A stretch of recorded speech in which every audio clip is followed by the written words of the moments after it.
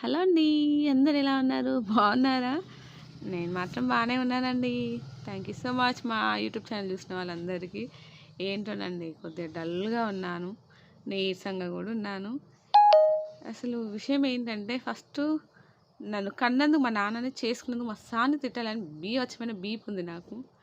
కానీ తప్పదు భరించాలిగా కొన్ని విషయాలకి. ఎందుకంటే నేను రీసెంట్‌గా హాస్పిటల్‌కెళ్ళానండి. అక్కడ నాకసలు ఒకటే టెన్షన్ ఏమవుద్ది, ఏంటి, ఏంది అనేసి.